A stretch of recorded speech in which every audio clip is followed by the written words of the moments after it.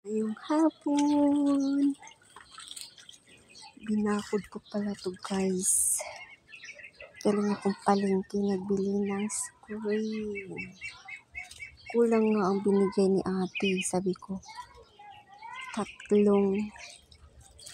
dupa. Isang dupa, diba? Isang metros. Nagsing siya. Diba? Malinis na naman yung tubig nila. Yan. Kakatapos ko lang maglagay. Yung isang malaki yan, dumadaan siya dyan sa gilid. Kaya may sa kabila. Kaya may carry siya guys. At pag kumulan yung mga pato guys, dun sila sisilong. Yan. Yan yung bahay nila guys. Yan. At yung mga kalamansi. Ay, napagod ako.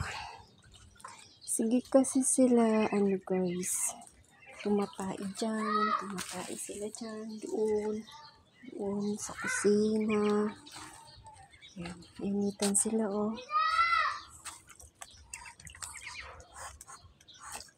diba, nainitan siya. Ay, ang background ko. Nagkagalit yung lalaki, guys. Tinutuka ako.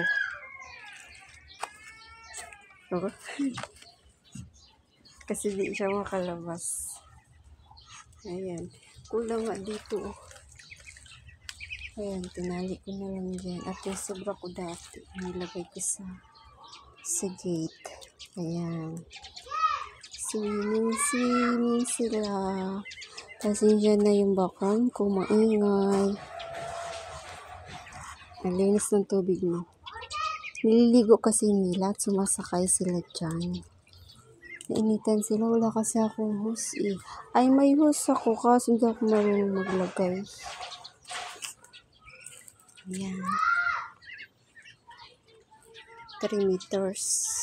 Ito pala. Dapat pala 3 ito nga. Oh my God. Yung background ko. Ang ingay. Ayan. At maliligo na ako guys. Tapos ko din.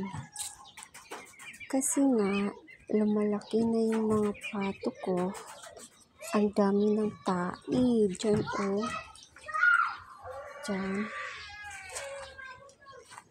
Nagkila ko na pala yung bike guys. Kasi yung kaboardmate ko, hindi marunong mag-ayos.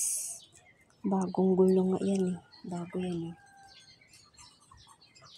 Bago yung gulong ko. Giplat niya, hindi niya inayos. Pinapabayaan lang.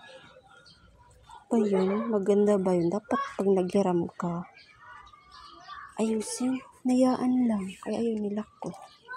Bago yung gulong, pati yung interior. Ang ganda na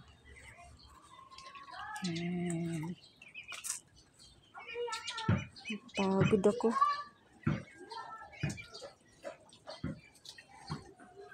Yan guys. Ganda sana yung house. Dilig-diligan ko sana kaso hindi ako maglagay Ayan guys. Yun lang. Hello, nag-swimming siya Of course ko. Kagalit yung lalaki